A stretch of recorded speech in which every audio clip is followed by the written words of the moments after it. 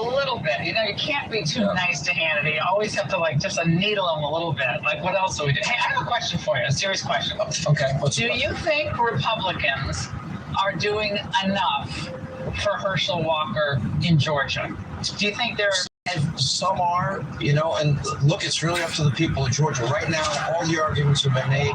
Everybody in Georgia, you either get a radical Warnock that supports Joe Biden 100% of the time, or that's it. All right, well, we know they could probably do more. All right, well, I think the early voting deficit for Republicans has got to be addressed. If that's not fixed, then we're never going to win elections. So I certainly hope that is fixed. But I enjoyed that interview with Herschel. That was excellent. Well, I hope he wins. He'd be a great senator. You bet. Andy, it's great to see you, and I will pick it up where you left off. Angle from Washington tonight.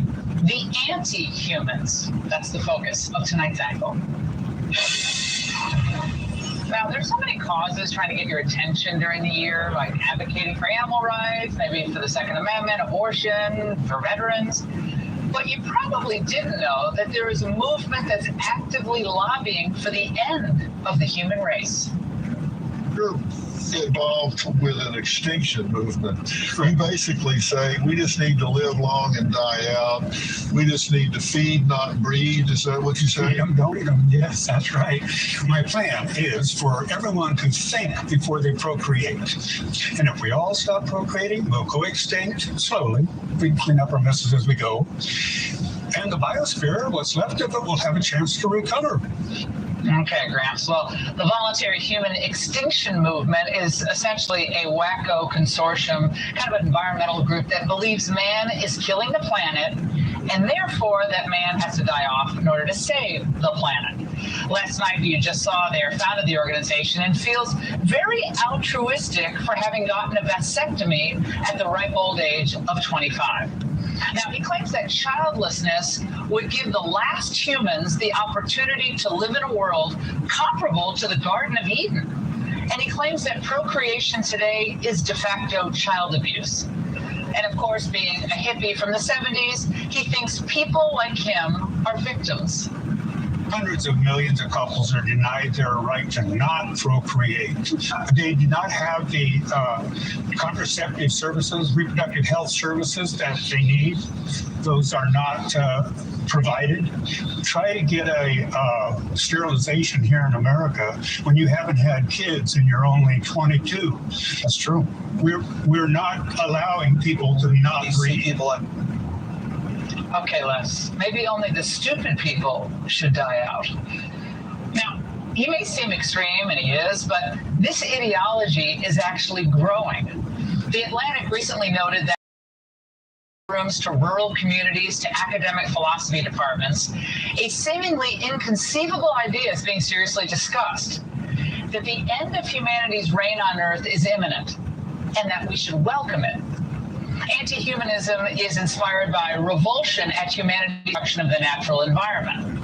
And some anti-humanist thinkers look forward to the extinction of our species, while others predict that even if some people survive the coming environmental apocalypse, civilization as a whole is doomed. Then there's another gem called transhumanism. It propounds that the only way forward for humanity is to create new forms of intelligent life that will no longer be Homo sapiens. I guess think robots and things happening in the metaverse. Now, crusaders for climate change, abortion, euthanasia, gender fluidity, they all lead eventually their thinking to the devaluing of human life. So at its core, being anti-human, it means being anti-truth, because it involves the questioning or denying of objective facts, including those at the very heart of our existence. You stood up here and said trans women are women. Yes. Tell me what you mean. What is a woman? Womanhood is something that, just as Ethan explained, I cannot define because I'm not myself. Use the word. So what did you mean when you said trans women are women if you don't know what it means? Right. So here's the thing. So I do not define what a woman is because I do not identify as a woman. Womanhood is something that is an umbrella term. It includes people that describes what? People who identify as a woman. Now, when asked simple questions, the cult of gender deviancy collapses into meaningless slogans and blather. None of it makes any sense, but it's deeply anti-human. Now, it's same with so much of what we hear from the Church of Global Warming. William Happer, professor of physics at Princeton, refers to it as the carbon cult. And remember, carbon is essential in both the production of food and overall nutrition for us. It's impossible without carbon dioxide, and a lot of carbon dioxide is necessary to feed the planet.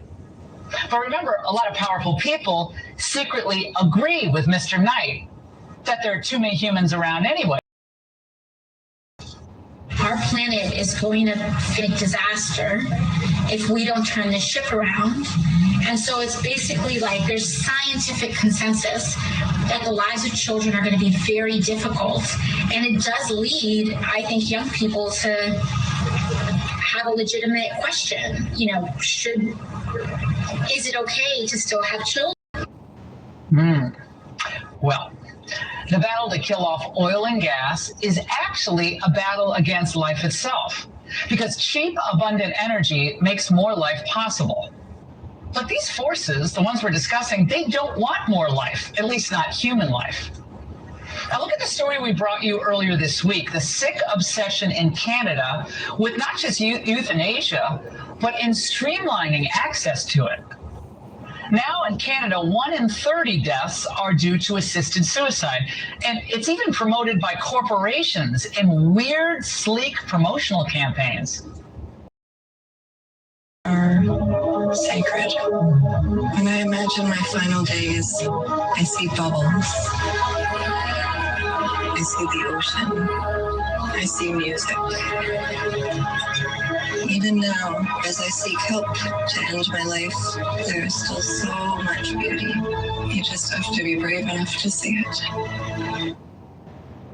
Now, this isn't assisted suicide, it's encouraged suicide, sold ironically as a human right. For years now, choosing when life should end, essentially playing God, is marketed as the godly thing to do. Just as I choose a ship to sail in or a house to live in, so I choose a death for my passage from life. Should we indulge the soul more than in dying? Let it go as it lists. If it craves the sword or the noose or some potion that constricts its veins, on with it. Let it break the chain of slavery. Slavery, life is slavery. Here in America, 10 states and Washington, D.C. already permit assisted suicide. And in Oregon, the death law is so strong that doctors can now write assisted suicide prescriptions for non-residents. Now, you kind of imagine the Chamber of Commerce ad campaigns. Welcome to Oregon, beautiful forests, rugged coastline, and suicide tourism. Of course, no discussion of the left's anti-human movement would be complete without spotlighting the abortion lobby. The more dead preborn babies, the more successful Planned Parenthood's business model. Death is their growing industry, which is why abortion fanatics always oppose women having full knowledge of what the choice really involves, something a sonogram can actually provide. Planned Parenthood opposes requiring sonograms. And just like the other murderous tyrants of the 20th century, they manipulate language to shape debate. So the dismemberment of infants in the womb becomes merely a woman's reproductive freedom. It sounds almost noble, but it's sick. Because a normal, healthy society values and protects human life. It doesn't promote death or twist basic truths. And those of us with faith believe that the ultimate decision maker about life and death rests not with man, but with the Almighty. Such wasn't the thinking of Hitler, Pol Pot, Stalin, or Mao. They all believed that they had the supreme right to decide who lived and who died. And they justified their purges by dehumanizing their victims, declaring the genocide necessary for the security and harmony of their nations.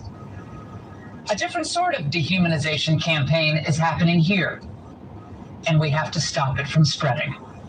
And that's the angle.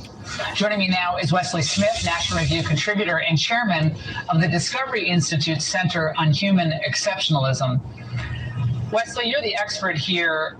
It seems at first glance that Les Knight from this, death cult of human extinction is kind of an outlier.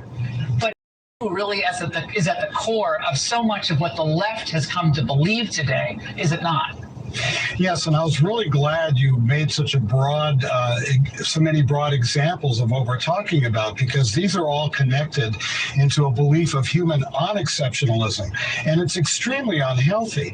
I mean, we wonder why our children are having a suicide crisis, why there's so much depression, drug addiction, and so forth, when you have so many people over so many different kinds of issues pushing the idea that human beings are wrong, that we shouldn't be, that there's something wrong with us, that paradise, paradise without Adam and Eve would be better. But paradise without Adam and Eve, nobody would know it was paradise. It's just really sad, and it's really nihilistic.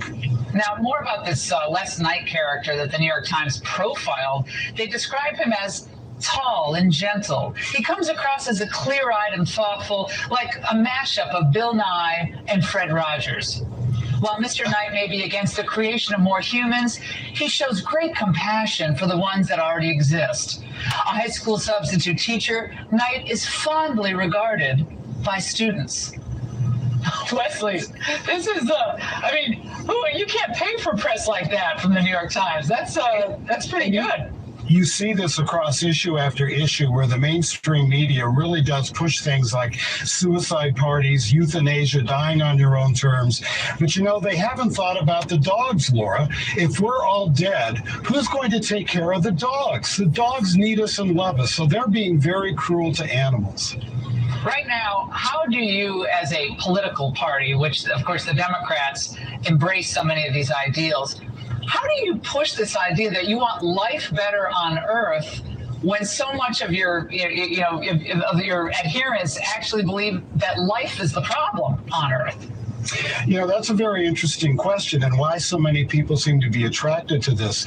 I think that there is a sense of despair and a sense of hopelessness that's abounding in society. And what the transhumanists are doing, for example, is a worship of technology. That is, we're all going to die. Oh, no, my gosh, we're going to die. So we're going to have technology save us, and we're going to live forever by being uploaded into a computer. But if you're uploaded into a computer, you're not in that computer. There's a computer program in that computer, you're dead. But it just is a sense of, if all we are is carbon molecules, what's the point? And that's where transhumanism comes in. That's where radical environmentalism comes in, which is becoming an earth worship. And the rejection of human exceptionalism is something that drives people crazy, and we start eating our own tails. Now, Wesley, it is shocking, but this is the logical conclusion. This is where it all ends up. Fewer people, fewer consumption, less consumption, and less life. Wesley, thank you. Thank you. And switching gears, the big story in Washington tonight is the Biden White House's state dinner hosting French President Emmanuel Macron. But the news happened earlier today after Macron kicked and screamed